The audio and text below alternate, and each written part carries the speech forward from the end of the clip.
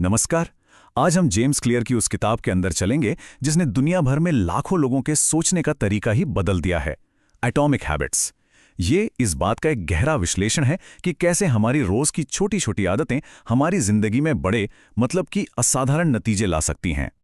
लेकिन चलिए सबसे पहले उस सवाल से शुरू करते हैं जो हम सबको परेशान करता है। हम सब जानते हैं कि अच्छी आदतें बनानी चाहिए, बुरी छोड़ देनी चाहिए। तो फिर ऐसा क्यों होता है कि नए साल की कस्में कुछ ही हफ्तों में हवा हो जाती है, जिम की मेंबरशिप बस पर्स में रखी रह जाती है? ऐसा क्यों लगता है कि हम अपनी ही विल पावर के खिलाफ एक जंग लड़ रहे हैं और अक्सर हार जाते हैं? और यहीं पर जेम्स क्लियर एक बहुत ही कह सकते हैं क्रांतिकारी आइडिया सामने रखते हैं। वो कहते हैं कि कमी हमारे अंदर नहीं है, हम आलसी या अनुशासनहीन नहीं हैं। प्रॉब्लम जो है वो हमारे सिस्टम में है, हमारे तरीकों में है। सच कहूं तो ये सोचना ही अपने आप में एक बहुत बड़ी राहत है ना? क्योंकि ये सारा बोझ हमारी नाकामी से हटाकर एक प्रोसेस पर डाल देता है जिसे हम समझ सकते हैं और हाँ, ठीक भी कर सकते हैं। तो चलिए इस सिस्टम की बुनियाद को समझते हैं। इसकी शुरुआत होती है एक बहुत ही सीधे लेकिन बेहद शक्तिशाली विचार से, रोजाना सिर्फ 1% बेहतर होने की ताकत। अब ये जो नंबर दिख रहा है 37x, ये देखने में शायद उतना बड़ा ना लगे, लेकिन इसका असर कमाल का है। देखिए हिसाब बहुत सीधा है। अगर कोई हर दिन सिर्फ 1% बेहतर होता है तो एक साल के आखिर में वो लगभग 37 गुना बेहतर हो जाएगा। सोचिए जरा, ये बिल्कुल कंपाउंड इंटरेस्ट जैसा है, लेकिन आदतों की दुनिया में। शुरू में ये सुधार इतने छोटे होते हैं कि पता तक नहीं चलता, लेकिन समय के साथ यही छोटे छोटे बदलाव मिलकर पहाड़ जैसे नतीजे खड़े कर देते हैं। और हाँ, ये याद रखना बहुत जरूरी है कि ये सिक्का दोनों तरफ से काम करता है। अच्छी आदतों के साथ समय आपका सबसे बड़ा दोस्त बन जाता है, जो आपके हर छोटे सही कदम के असर को कई गुना बढ़ा देता है। लेकिन बुरी आदतों के मामले में यही समय आपका सबसे बड़ा दुश्मन है, जो आपकी छोटी छोटी गलतियों को बड़ी बड़ी मुसीबतों में बदल देता है। और पता है, यहीं पर ज्यादातर लोग हिम्मत हार जाते हैं। हम मेहनत तो करते हैं लेकिन नतीजे नहीं दिखते। क्लियर?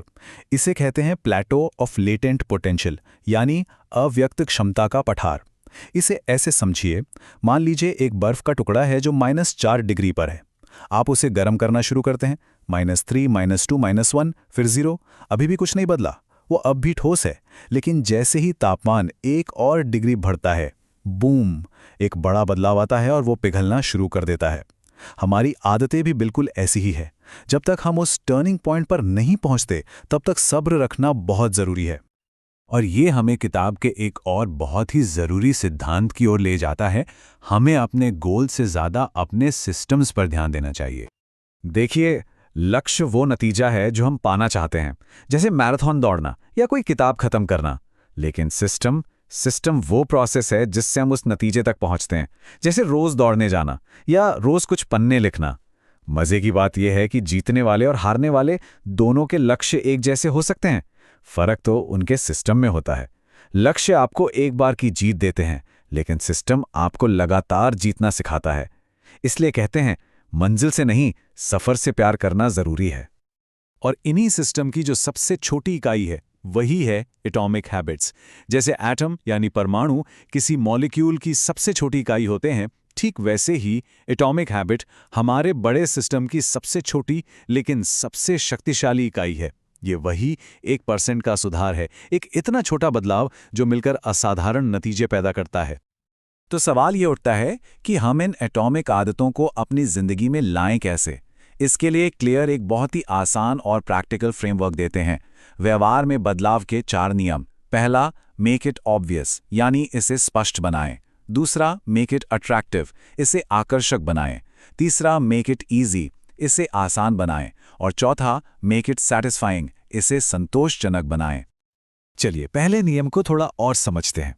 इसे स्पष्ट बनाएं। इसका सीधा सा मतलब है कि अपनी आदतों के लिए जो संकेत या ट्रिगर हैं, उन्हें अपने आसपास एकदम साफ और सामने रखना, इतना साफ कि उन्हें नजरअंदाज करना मुश्किल हो जाए। इसे करने के 2 बहुत ही असरदार तरीके हैं। पहला है इम्प्लीमेंटेशन इंटेंशन। इसमें हम पहले से ही तय कर लेते हैं कि मैं ये काम इस समय इस जगह करूंगा। ये हर तरह की कंफ्यूजन को खत्म कर देता है। दूसरा है हैबिट स्टैकिंग, यानी अपनी नई आदत को किसी पुरानी पक्की आदत के साथ जोड़ देना। जैसे पुरानी आदत के तुरंत बाद मैं नई आदत करूंगा। मान लीजिए सुबह की चाय पीने के ठीक बाद मैं एक पन्ना पढ़ूंगा। सिंपल। अब तक हमने बात की आदतों के कैसे पर, लेकिन अब चलिए उस सबसे गहरे क्यों पर चलते हैं जो इन सब बदलावों को असल में टिकाऊ बनाता है। ये इस बारे में है कि हमारी आदतें सिर्फ हमारे काम नहीं बल्कि हमारी पहचान, हमारी सेल्फ इमेज को कैसे बनाती हैं। देखिए, बदलाव की सबसे बाहरी परत है नतीजों को बदलना। हमारा सारा ध्यान इस पर होता है कि हमें क्या पाना है, वजन कम करना है, प्रमोशन पाना है या कोई एग्जाम पास करना है। ज्यादातर लोग यहीं से शुरुआत करते हैं।